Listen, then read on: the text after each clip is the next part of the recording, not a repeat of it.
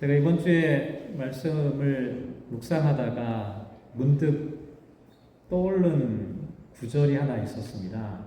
여러분들도 아마 다 익히 아시는 말씀인데요. 전도서 3장 1절부터 8절까지 말씀이었습니다.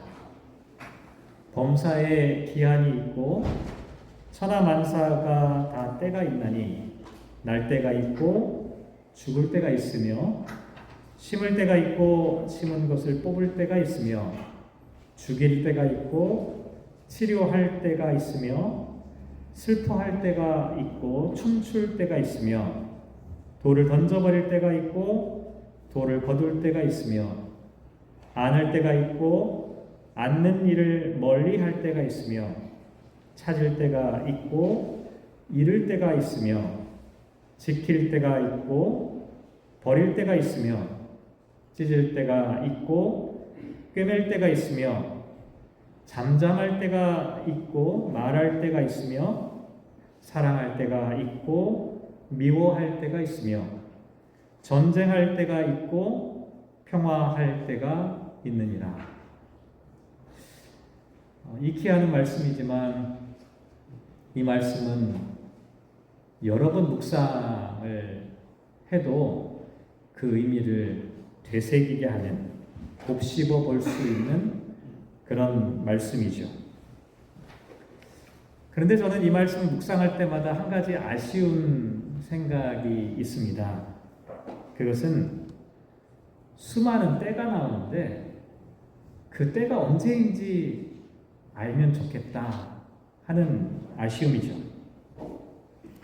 예를 들면 죽을 때가 언제인지 알면 미리 준비를 좀 잘 할 수가 있을 겁니다. 언제가 지켜야 할 때이고 언제가 버려야 할 때인지도 잘 모릅니다. 언제가 찢을 때인지 아니면 꿰맬 때인지도 분간하기 어렵습니다. 지금이 사랑할 때인지 아니면 싸우고 전쟁해야 할 때인지도 잘 모릅니다.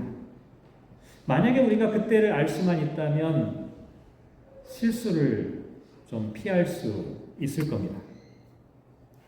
오늘 설교 제목이 이사야서 55장 6절에 나와 있는 말씀으로 인용을 했는데요. 만날 만한 때, 가까이 계실 때, 여기도 똑같습니다. 하나님을 만날 만한 때가 언제인지 알 수만 있다면 우리는 하나님을 만날 수 있는 준비를 할 수가 있겠죠. 하나님이 가까이 계신 때가 언제인지 알면 하나님 붙잡으면 되잖아요. 가까이 계실 때. 하지만 잘 모릅니다. 준비하지 못하고 기회를 놓치는 경우가 많다는 것이죠. 그래서 오늘 저와 여러분이 이 말씀을 통해서 도대체 하나님을 만날 만한 때가 언제일까? 언제가 하나님께서 가까이 계신 때인가? 하는 것들을 한번 생각해 보려고 합니다. 먼저 누가복음의 말씀부터 시작을 해보려고 하는데요. 우리가 봉독하기는 6절부터 봉독했지만 사실 그 앞에 나와 있는 이야기부터 좀 생각해 볼 필요가 있습니다. 누가복음 13장 1절 말씀에 보면 이런 이야기가 나옵니다. 그때 마침 두어 사람이 와서 빌라도가 어떤 갈릴리 사람들의 피를 그들의 제물에 섞은 일로 예수께 아뢰었다라고 말합니다. 갈릴리 사람들의 피를 그들의 제물에 섞었다는 말이 무엇일까요? 이것은 빌라도가 갈릴리 사람들을 학살했던 어떤 끔찍한 사건을 나타냅니다. 왜 그러냐면 이 갈릴리라고 하는 지역이 경제적으로 정치적으로 수많은 억압을 받았던 지역이었습니다. 그러다 보니까 여기에 대한 저항이 끊임없이 일어나게 되었죠. 그래서 빌라도가 기회를 봐서 갈릴리 사람들을 한번 학살해야겠다라고 마음을 먹었습니다. 실제로 유대 역사학자인 요세푸스의 기록에 의하면 어떤 6월절에는 무려 2만 명이 넘는 유대인들을 학살했다라고 하는 기록도 나와 있습니다. 어쨌든 이와 같은 사건이 있었어요. 이 사건에 대해서 2절 말씀에 보면 이 갈릴리 사람들이 이같이 해 받음으로 다른 모든 갈릴리 사람보다 죄가 더 있는 줄 아느냐. 이 예수님 말씀입니다. 사실 갈릴리 사람들의 희생은 억울한 희생이었죠. 근데 사람들이 이 갈릴리 사람들의 죽음을 놓고 뭐라고 얘기를 하기 시작했는지 수군거리는 거죠. 수많은 갈릴리 사람들 중에서 왜 저 사람들만 죽었겠어? 저 사람들이 뭔가 잘못했기 때문이야. 죄를 지었기 때문이야. 라고 말하기 시작했던 겁니다. 여기에 대해서 예수님께서는 이렇게 말씀하시는 겁니다. 그렇지 않다. 그 사람들이 희생당한 것은 다른 사람들보다 더 죄가 많아서가 아니다. 그래서 3절로 넘어가 보면 뭐라고 말씀하고 있냐. 너희도 만일 회개하지 아니하면 다 이와 같이 망하게 된다. 라고 말씀하셨습니다. 사실 여러 가지 재앙과 사건과 사고들 그 모든 이유를 우리가 다 알 수는 없습니다. 그런데 다른 사람보다 죄가 많아서 이런 일이 벌어진 것이다라고 사람들은 흔히 말하고 있다는 것이죠. 하지만 예수님은 그렇지 않다. 이 일은 누구에게나 언제든지 일어날 수 있는 일이다. 회개하지 않는다면 누구에게나 예외 없이 일어날 수 있는 사건이다. 그러면서 또 하나의 예를 들어서 말씀하셨죠. 4절 말씀해 보면 실로암에서 망대가 무너져 치어 죽은 18사람이 예루살렘에 거한 다른 모든 사람보다 죄가 더 있는 줄 아느냐. 앞에 나간 사건보다 이 실로암 망대가 무너진 이 사건은 더 우발적인 사건, 사고였습니다. 이때도 사람들은 수군거리기 시작했습니다. 야, 저 사람들이 왜 갑자기 죽었겠어? 저 사람들이 남들이 모르는 죄가 있었기 때문이야.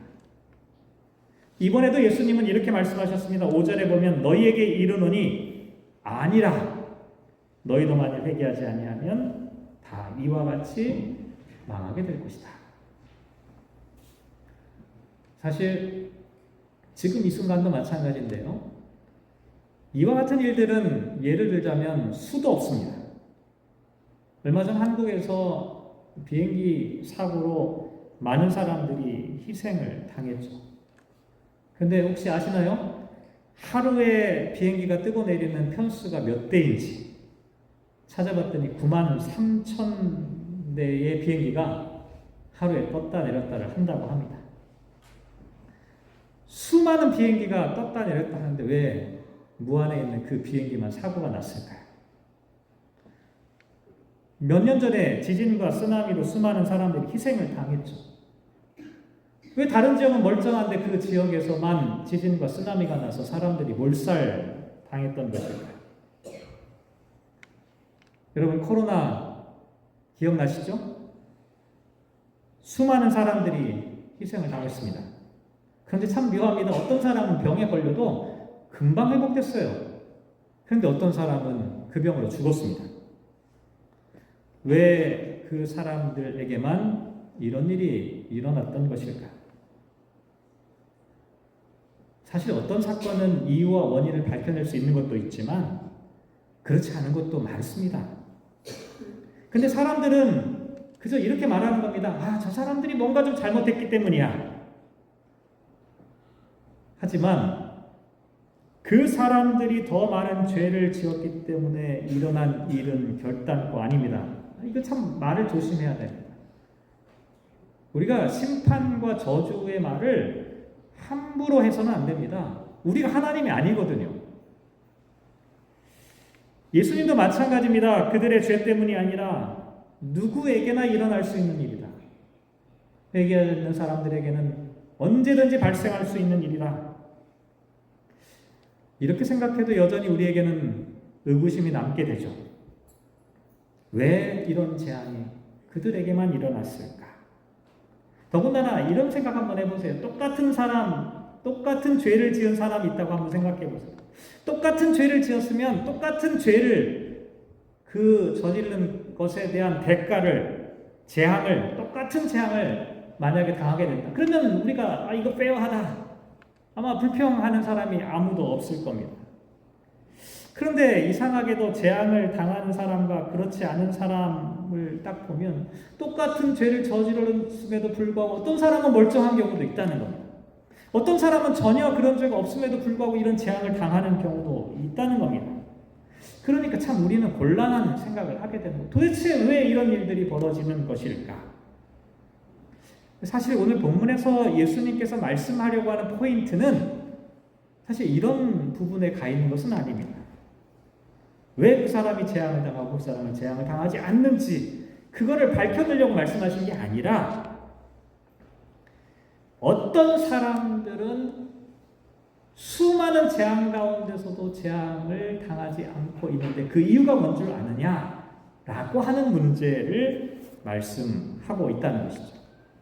좀 더 정확하게 말씀드리면 모든 사람들이 마땅히 재앙 아래 놓여 있어야 함에도 불구하고 그 재앙을 중단시키는 분이 있다라고 하는 것을 예수님께서 말씀하시는 것이죠.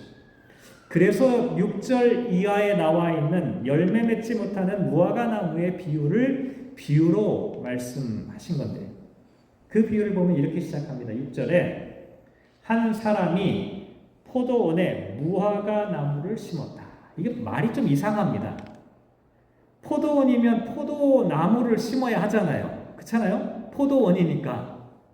그런데 그 포도원에 무화과 나무를 심었습니다. 왜 그랬을까요? 사실 무화과 나무는 포도원에 심을 필요가 없다고 합니다. 왜냐하면 무화과 나무는 척박한 땅에서도 잘 자라는 나무이기 때문에 굳이 거름진 포도원에다 갖다 심을 이유가 전혀 없는 거예요. 그럼에도 불구하고 이 주인이 무화과 나무를 포도원에 심은 이유는 뭐 때문이겠습니까? 딱 하나밖에 없어요. 무화과 나무의 열매가 반드시 필요했기 때문에 그래요. 그래서 어떻게 해서든지 무화과 나무의 열매를 얻어야겠다라고 하는 의지가 있었기 때문에 무화과 나무를 포도원 밭에다가 심은 거죠. 그런데 열매를 구했지만 얻지 못했어요. 이러면 어떻게 하면 좋을까요?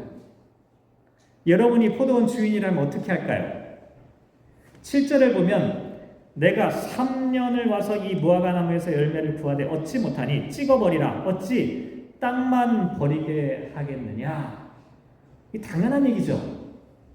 무화과 나무의 열매 때문에 포도원 밭에다가 무화과 나무를 심었는데 열매가 없어요. 당연히 그 나무를 뽑아버려야죠. 그런데 이때 주인을 가로막는 사람이 있었습니다. 8절과 9절 말씀에 보면 포도원 지기가 등장하는데요. 주인이여 금년에도 그대로 두소서. 내가 두루 파고 거름을 줄이니 이후에 만일 열매가 열면 좋거니와 그렇지 않으면 찍어버리소서. 주인은 찍어버리라고 하는데 포도원 지기가 중간에 나서서 주인님 3년 동안 열매를 맺지 못했지만 이번 1년만 한 번만 더 기다려주시면 안 됩니까? 이 포도원지기가 했던 그대로 두소서라고 하는 이 단어가 헬라어로 아피엠이라고 하는 단어로 되어 있습니다. 아피엠.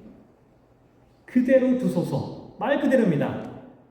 근데 이 단어의 뜻을 좀 찾아보면 용서해 주소서라고 하는 의미도 함께 포함되어 있습니다.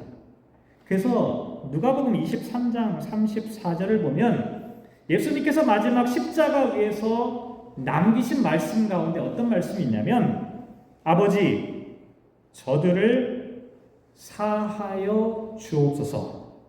자기들이 하는 것을 알지 못함이니라 라고 말씀하셨습니다. 예수님께서 마지막 십자가에서 남기신 마지막 말씀이었어요. 근데 이 마지막 말씀에 이 단어가 뭐냐? 아피엠이라고 하는 단어로 되어져 있어요. 그대로 두소서. 한 번만 용서해 주옵소서라고 하는 단어로 되어 있습니다. 결국 무슨 얘기냐면 이 포도원 지기가 했던 이 말이 예수님께서 십자가에서 남기신 마지막 말씀과 같았다는 것이죠. 사실 우리가 살아가는 인생의 여정을 보면 저는 그런 생각이 들었어요. 야, 이게 순간순간이 다 기적이구나. 우리가 숨을 쉬잖아요. 공기 중에 있는 이 공기를 잘 분석해 보면 누가 그러더라고요. 눈이 밝아가지고 이걸 다 볼 수 있으면 정말 못 산다고. 세균과 바이러스들이 어마어마한데 그걸 계속 마시고 숨을 쉬고 있어요. 하루에 교통사고로 죽는 사람이 매일 3,700명이라고 합니다. 그 외의 사건과 사고로 죽는 사람들의 총 숫자가 17만 명 정도, 전 세계 인구 가운데. 수많은 재난과 사고와 질병과 위험이 우리 주변에 그냥 상존해 있습니다. 그런데 우리 이렇게 멀쩡하게 잘 살고 있어요. 우리가 그냥 아무 일도 없을 것처럼 그냥 잘 살아요. 걱정 없이 잘 살고 있습니다. 그런데 저와 여러분이 이렇게 멀쩡하게 잘 살 수 있는 것은 저와 여러분 덕택이 아닙니다. 저와 여러분이 뭐 특별한 재주가 있기 때문이 아닙니다. 날마다 이와 같은 기적이 우리들에게 일어나고 있는 이유는 포도원 지기의 간청 때문이라는 것이죠. 그대로 두소서, 저희를 사하여 주옵소서라고 하는 외침 때문이라는 것이죠. 근데 한번 생각해 보시기 바랍니다. 왜 포도원 지기가 주인에게 간청을 했을까? 왜 예수님께서 저희를 사하여 달라라고 하나님께 기도를 했을까? 그 이유는 단 하나입니다. 왜냐하면 포도원 지기가 무화과 나무에서부터 열매를 얻으려고 기다렸던 것처럼 예수님께서도 지금 저와 여러분이 생명의 열매를 맺기를 기다리고 계신다는 것입니다. 이렇게 보면 저와 여러분에게 내일은 당연한 권리가 아닙니다. 이건 기적이고 은혜이지요. 하나님께서 저와 여러분에게 이와 같은 기적과 은혜를 베푸시는 이유는 단순히 그냥 생명 연장을 위한 것이 아닙니다.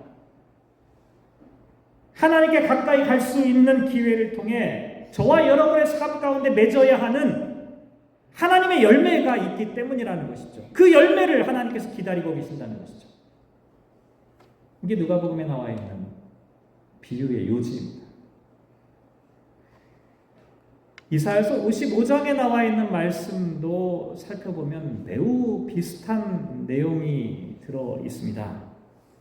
이사야서 55장 1절 말씀에 보면 오호라 너희 목마른 자들아 물로 나오라 돈 없는 자도 오라 너희는 와서 사 먹되 돈 없이 값없이 와서 포도주와 젖을 사라.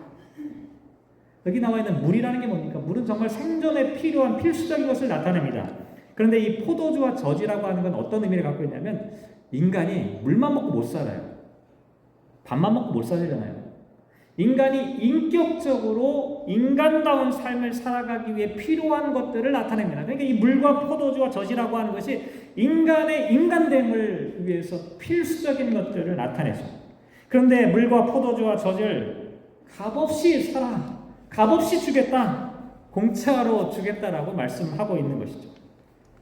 이 얘기는요, 마치 무화과 나무를 기름진 포도원에 심었다는 이야기와 똑같습니다.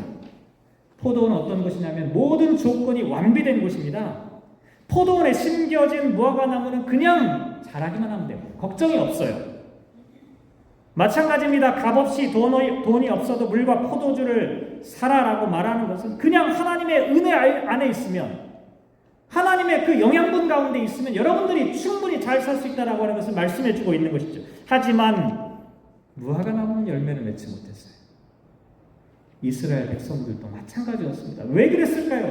이상하지 않나요? 너무나 풍성한 포도원에 심겨졌는데 무화과 나무가 왜 열매를 맺지 못했을까?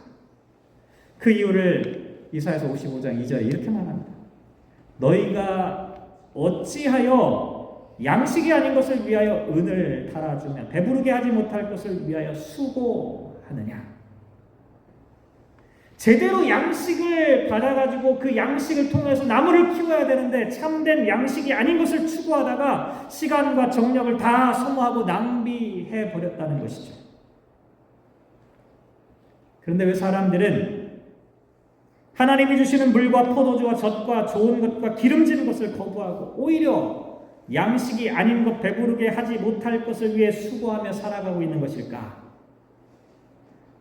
이게 우리들의 근본적인 문제입니다.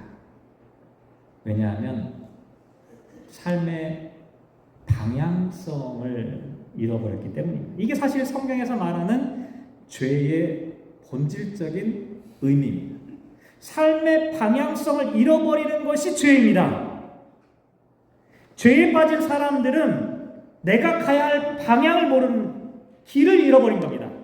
어떤 길로 가야 하는지, 어떻게 살아야 하는지 그 길을 잃어버린 사람들이죠. 그래서 이렇게 잘못된 길로 가고 있을 때는 빨리 그 방향을 전환해야 됩니다. 이게 성경에서 말하는 회개입니다. 회개가 그냥 눈물 흘리는 게 아니라 내가 잘못된 길로, 잘못된 방향으로 가고 있을 때 그 길을 전환하는 겁니다. 그래서 예수님께서 말씀하신 그 말씀 가운데 누가복음 13장 3절과 5절 말씀에 보면 회개하지 아니하면 다 이와 같이 망한다는 말씀은 방향을 바꾸지 않으면 안 된다는 겁니다. 방향을 바꿔야만 산다는 것이죠. 여러 차례 말씀드리지만 신앙은 속도가 중요한 게 아닙니다. 방향이 중요합니다. 신앙은 양이 중요한 게 아니라 질이 중요합니다. 신앙은 많은 걸음을 가는 게 중요한 게 아니라 한 걸음을 제대로 가는 것이 중요합니다. 어쨌든 우리가 죄로부터 방향을 전환해야 되는데 그렇게 하려면 어떻게 해야 될까요? 이사야서 55장 2절 말씀에 보면 우리가 방향을 전환하기 위해서는 내게 듣고 들을지어다 라고 말씀하고 있습니다. 또 3절 말씀에도 보면 너희는 귀를 기울이고 내게로 나와 들으라.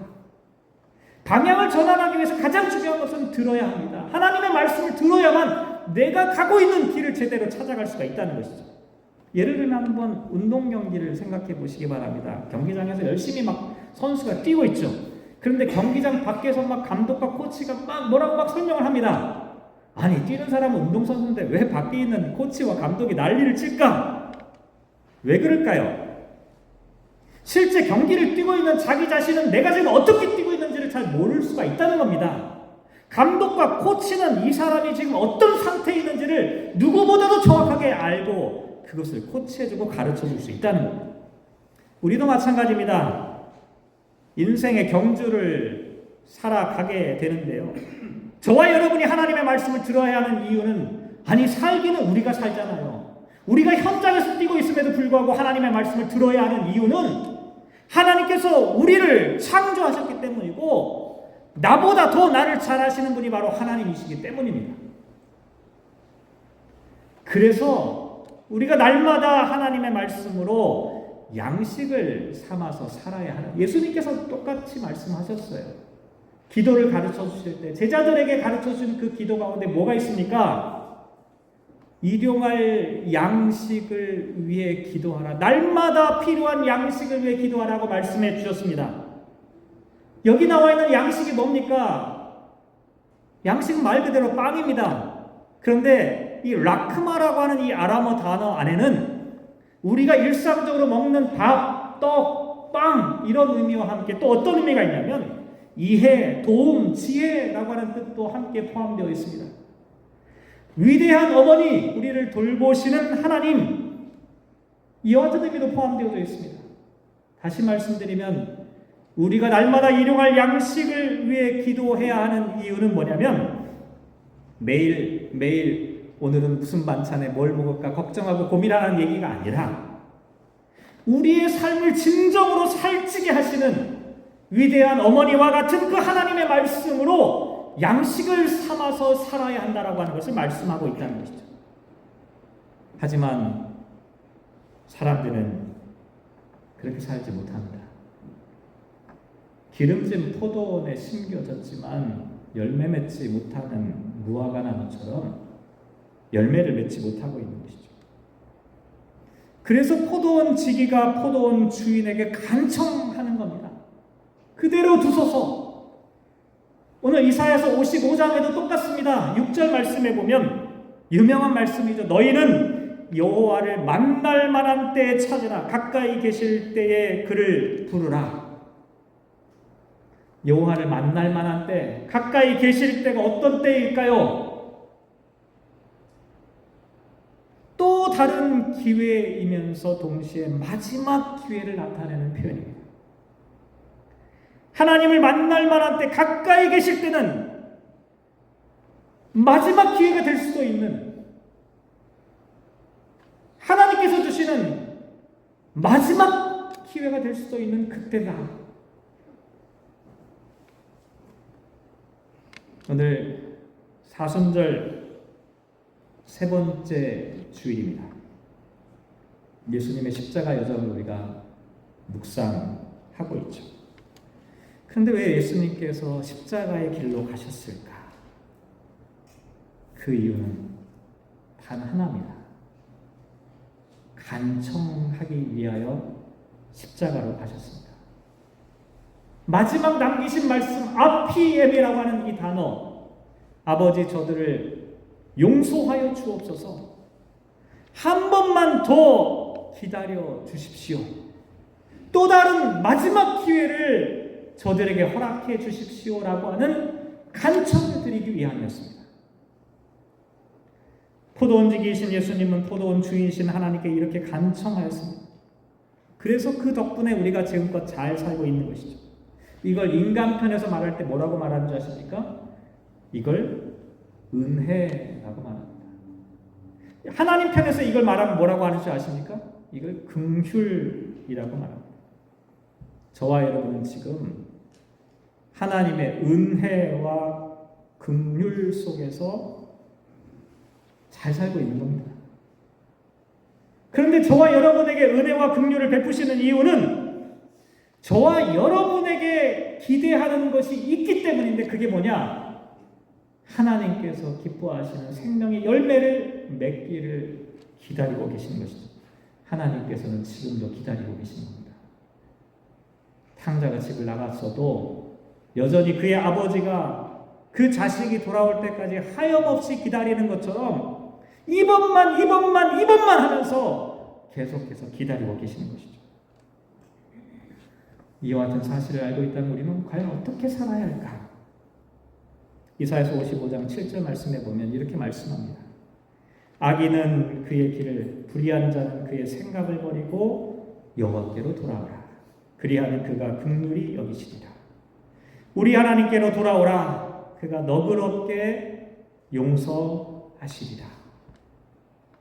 지금이야말로 자기 생각을 버리고 하나님의 생각을 좇아야 할 때라는 것이죠.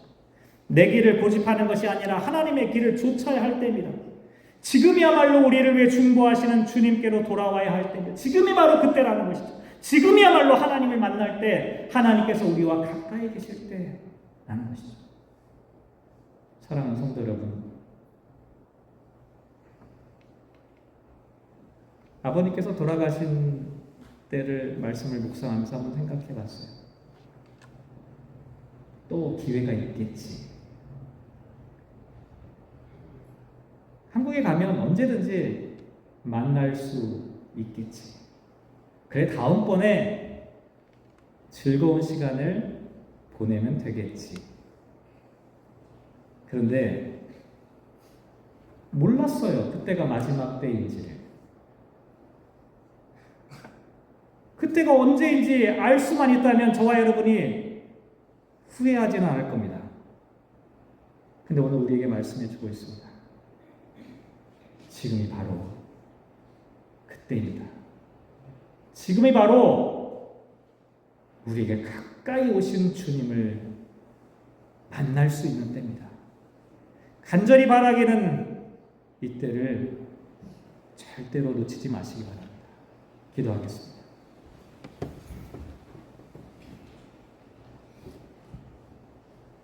하나님, 하나님의 때를 알고 싶습니다.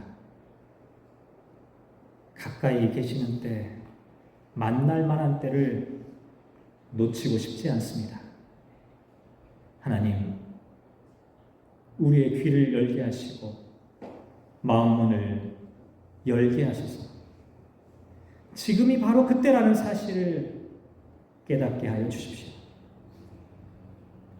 지금이 바로 우리에게 가장 가까이 다가오신 주님을 붙잡을 수 있는 시간이라는 것을 깨달아 알게 하여 주십시오.